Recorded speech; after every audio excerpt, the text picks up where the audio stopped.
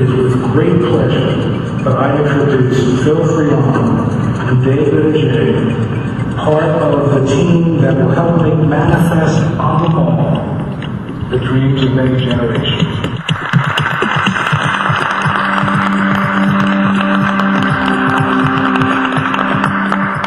Thank you, Brian.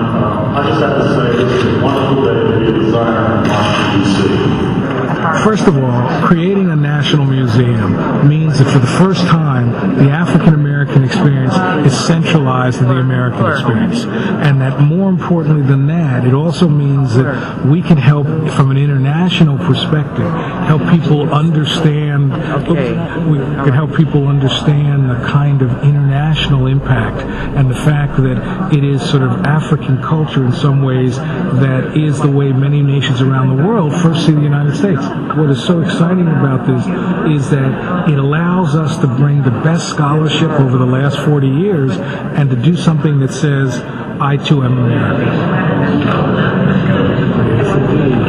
The truth of the matter is, you can't make a decision like this in Washington and make everybody happy.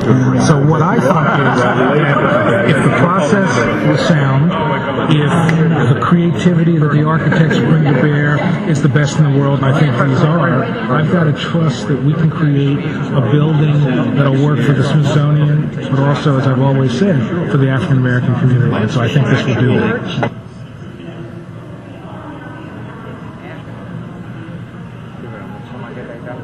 Well, we were given a total, I believe it was 55 days to do this. So there were a lot of people who worked collaboratively to develop the concept and then to work together to actually come up with the actual physical boards and drawings and models that you see here today.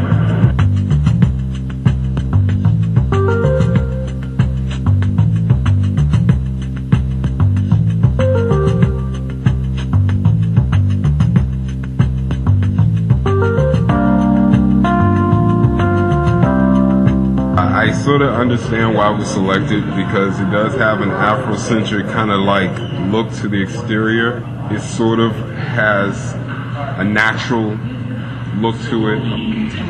As kind of being a sort of rainfall, gentle sort of space with light and form, which will change. It's a huge relief to win the competition because it's a huge relief to kind of be given that opportunity to show what one's been thinking about in terms of design for the last 20, 15 years.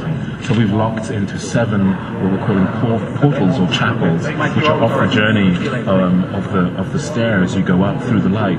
To kind of have content and reflection, not just view, but like, in a way lenses that sort of allow you to view the history of the place through the African American experience. But the content is inward looking or outward looking? The content is very much seen as curatorial galleries, which are inwards, right, which have moments which can connect to these portals if they need to. Right. Yeah. And do you follow a one-way sequence? Is No, it meant to be a one-way sequence? No, it's not a one-way random? sequence. It's basically a sequence which allows you to kind of connect wherever you want. So the stair is always on the perimeter.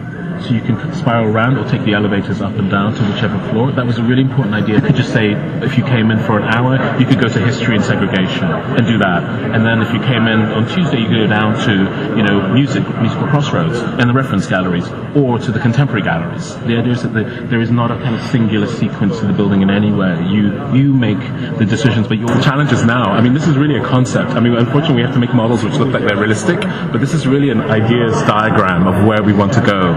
And the journey now is to work with the Smithsonian to actually deliver the building. We hope to deliver that building for 2015. What this museum needs to do is show attention. Attention between the moments that make you cry, that give you anger, that help you understand the resiliency, the creativity, the success. So it's that tension that'll make this museum very special. This is not a Black Holocaust museum, nor is it a place of famous first and positive images.